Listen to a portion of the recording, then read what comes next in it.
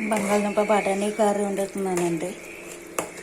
ఇవాళ మీద ఏం కూర కామెంట్ చేయండి. అన్నం ఉడుకుతుంది, మేము వాడ్చుకుంటాం. అన్నం కుక్కర్లో పెట్టాం. అన్నం ఉడికిపోయింది, వాడ్చేస్తాం ఒక 5 నిమిషాల్లో.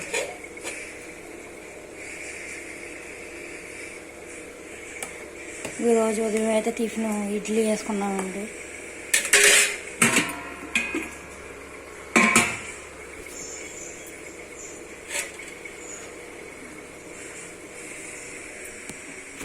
మసాలా వేస్తే కూర అయిపోద్ది.